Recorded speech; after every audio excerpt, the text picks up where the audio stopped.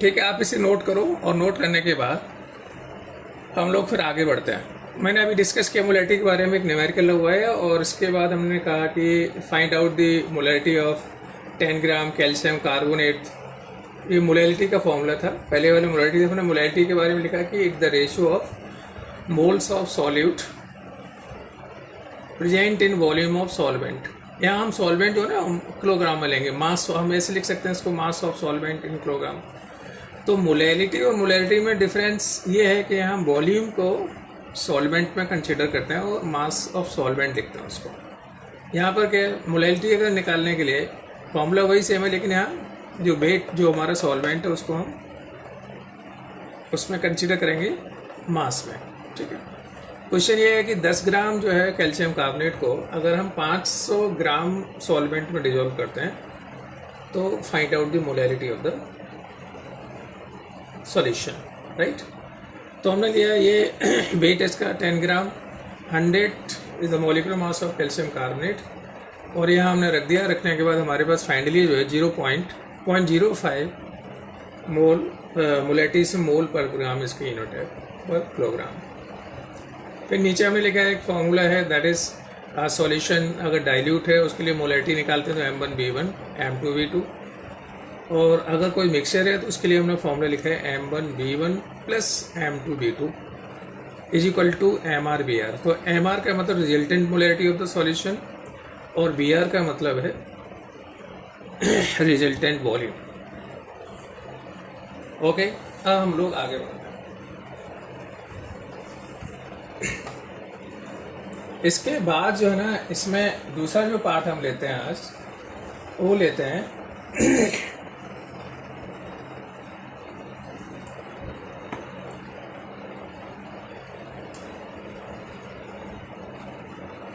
कई बार क्वेश्चन आता है स्टोइकियोमेट्री के ऊपर। स्टोइकियोमेट्री का मतलब होता है कोई भी कंडीशन है जो बैलेंस है और स्टोइकियोमेट्रिक कैलकुलेशन, ठीक है ना। तो स्टोइकियोमेट्री के ऊपर क्वेश्चंस आते हैं, बहुत सारे क्वेश्चंस आते हैं जिसमें हम बैलेंस कंडीशन लेते हैं।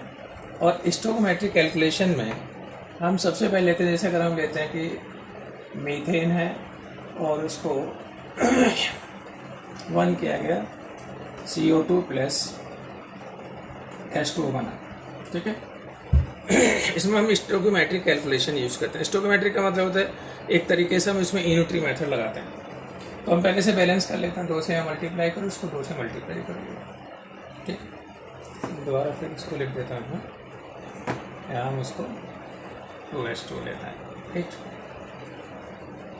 2 से मैं मल्टीप्लाई कर देता है। अब हमें देखते हैं 2 चीज़ें। पहले इधर देखते हैं कि मीथेन जो है वो 1 मोल को रिप्रेजेंट करता है। पूरा का पूरा जो मीथेन है वो 1 मोल को रिप्रेजेंट करता है। हमने पहले बताया था कि कोई भी मॉलिक्यूल है ना, वो एज ए पूरे एक मोल को रिप्रेजेंट करता है। ऐसे ही है ये ऑक्सीजन का मॉलिक्यूल, लेकिन 2 से मल्टीप्लाई है तो ये 2 मोल को रिप्रेजेंट करता है। ऐसे ही पूरा CO2 1 मोल है, लेकिन 2 से मल्टीप्लाई किया इसलिए हमने उसको 2 मोल बोला। और ऐसे ही पानी 1 मोल है, उसको 2 से मल्टीप्लाई कर दिया, इसको हमने इसको 2 मोल कंसिडर किया।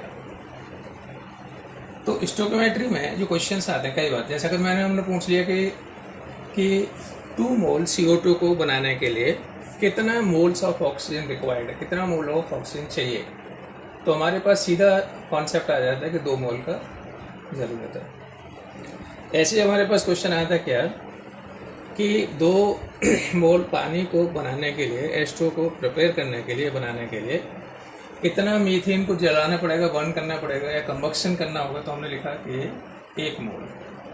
सो this is the unitary method.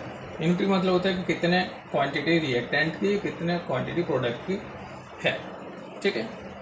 तो इसी पूरी प्रोसेस को हम स्टोइकियोमेट्री बोलते हैं। स्टोइकियोमेट्री का मतलब तरीके से बैलेंस कंडीशन होते हैं। तो पहली बात तो ये है कि अगर 1 मोल मीथेन को अगर हम बर्न करते हैं तो 2 मोल CO2 बनता है और 2 मोल H2 का फॉर्मेशन होता है। या हम ऐसे बोले 2 मोल में 2 मोल CO2 और 2 मोल H2 का फॉर्मेशन होता है। क्लियर? अगर हम इसको ग्राम में कन्वर्ट करें तो मीथेन का जो मॉलिक्यूलर मास है जो हमने डिस्कस किया था, उसी मॉलिक्यूलर मास को हम ग्राम में कंसिडर कर सकते हैं। तो ये हमारा कितना आता है, ये अगर हम देखें 12 कार्बन का और 4 हाइड्रोजन का, ये हमारा हो गया 16 ग्राम। तो 16 ग्राम मीथेन को बर्न किया गया। यहाँ पर कितना हमारा ऑक्सीजन है, हमारे 4 हैं, 16 को 4 से मल्टीप्लाई करो तो कितना आ गया 64 ग्राम। तो 64 ग्राम ऑक्सीजन का रिक्वायरमेंट है, इसको 16 ग्राम मीथेन को बर्न करने में काम आती है। कितने ग्राम हमारा CO2 बनता है, तो CO2 का वही मॉलिक्यूलर मास निकालते हैं हम। तो C कितना हमारा हो गया, 12 हो गया, 16 दूनी 32, 32 32 मतलब 44 को 2 से मल्टीप्लाई करो, कितना आ जाएगा तुम्हारा 88 ग्राम। 88 ग्राम जो है ना हमारा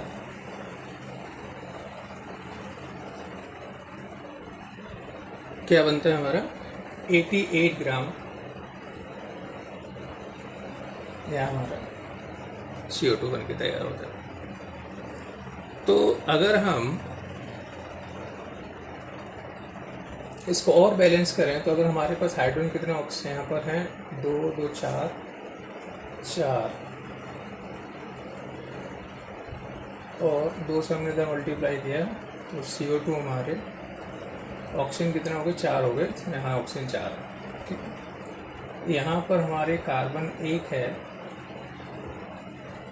हाँ, तो हम ऐसा करेंगे, इसको यहाँ से हटा देंगे, ठीक है, और केवल हम यहाँ पर इसको इतना कंसिडर करेंगे, ठीक। अब ठीक है, नहीं तो फिर हम मल्टीप्लाई करके दोनों साइड से बैलेंस करनी पड़ेगी इक्वेशन, ठीक है। तो अब ठीक है इसमें, तो इसका मतलब 44 ग्राम हमारा CO2 बनेगा, ठीक है, 44 ग्राम CO2 बनेगा। और कितना 36 ग्राम 18 पानी का मॉलिक्यूलर मास हो, 2 से मल्टीप्लाई करो कितना होगा 36 ग्राम जो है इसमें हमारा H2 का फॉर्मेशन होगा, ठीक है।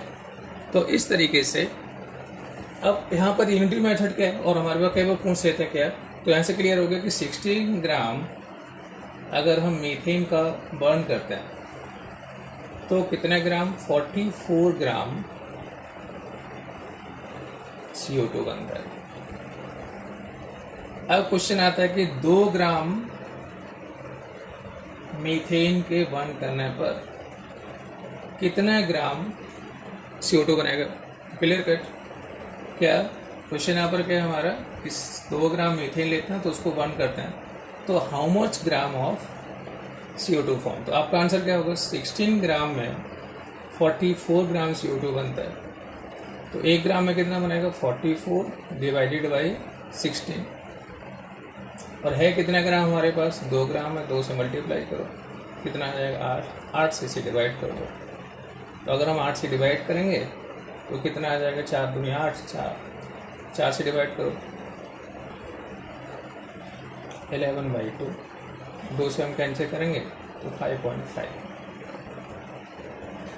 तो इस तरीके से हम ये निकाल सकते हैं क्या कि 2 ग्राम मीथेन से कितने ग्राम हमारा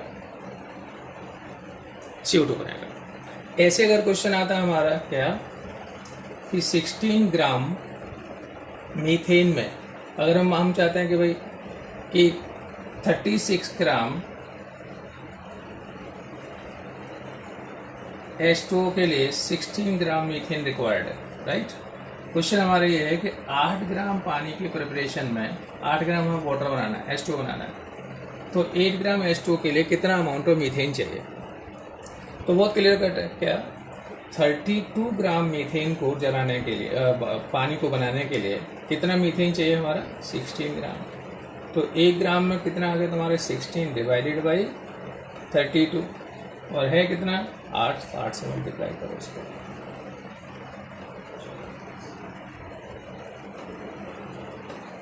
कितना चाहिए 4 ग्राम। तो यहाँ हम यूनिटी मेथड लगा के क्या कर सकते हैं ये क्वेश्चन सॉल्व कर सकता है। तो ये सारे के सारे जो क्वेश्चंस हैं वो ये किसकी बेसिस पर हैं? It is on the basis of unitary method. और ये स्टोकियोमेट्री वगैरह में क्वेश्चन पूछा जाता है मोस्ट प्रॉब्ली, ज़्यादातर कॉम्पिटिटिव एग्जाम्स में भी, जनरल 11th का जो बेसिक कॉन्सेप्ट है उसमें भी ये क्वेश्चन पूछा जाता है।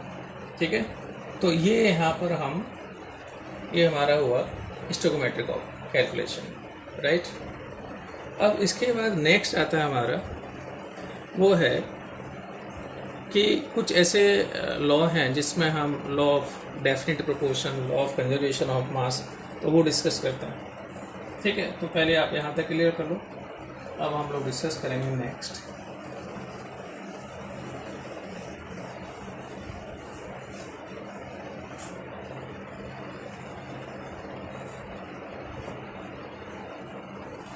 इसमें सबसे पहले आता है law of conservation of mass.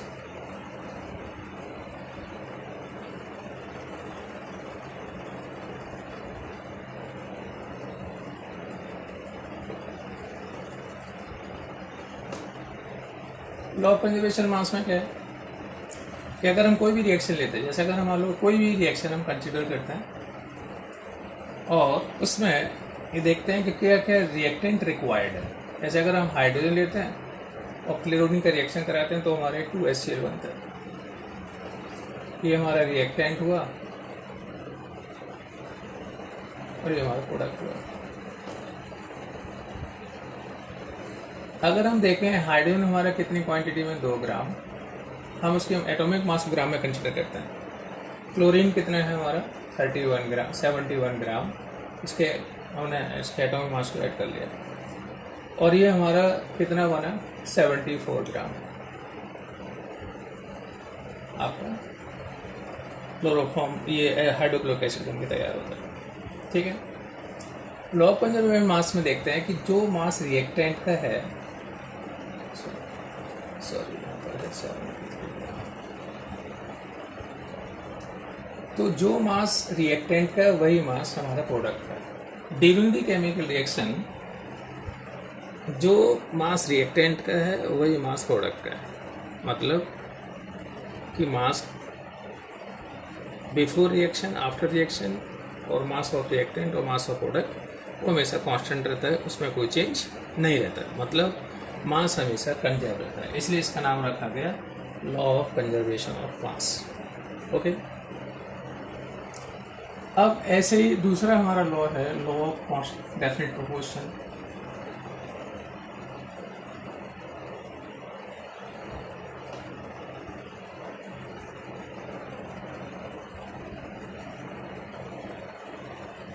Law of definite proportion का सेम कॉन्सेप्ट यहाँ लेते हैं हम लोग। यहाँ भी हम दूसरा कोई रिएक्शन कंसीडर कर लेते हैं, जैसे हाइड्रोजन लिया और हम पानी लेते हैं, ऑक्सीजन लेते हैं और ये हमारा H2 बन के तैयार हुआ। यहाँ पर हाइड्रोजन कितना 2 ग्राम, यहाँ ऑक्सीजन कितना 16 ग्राम और ये कितना बना 18 ग्राम बना। डेफिनेट प्रोपोर्शन में ये कॉन्सेप्ट है कि जो रिएक्टेंट चाहे हाइड्रोजन ऑक्सीजन, लेकिन हाइड्रोजन की जो क्वांटिटी है वो पानी के फॉर्मेशन में केवल 2 ग्राम और ऑक्सीजन की क्वांटिटी 16 ग्राम H2 के फॉर्मेशन में। मतलब कि हर रिएक्टेंट की जो क्वांटिटी है वो क्या रहती है, फिक्स रहती है, डेफिनेट रहती है। इसलिए इसे क्या बोलते हैं हम, लॉ ऑफ डेफिनेट प्रोपोर्शन। अब थर्ड लॉ हमारा जो 11th में आता है वही मूल इसका बेसिक कॉन्सेप्ट में आता है, वो है लॉ ऑफ मल्टीपल प्रोपोर्शन।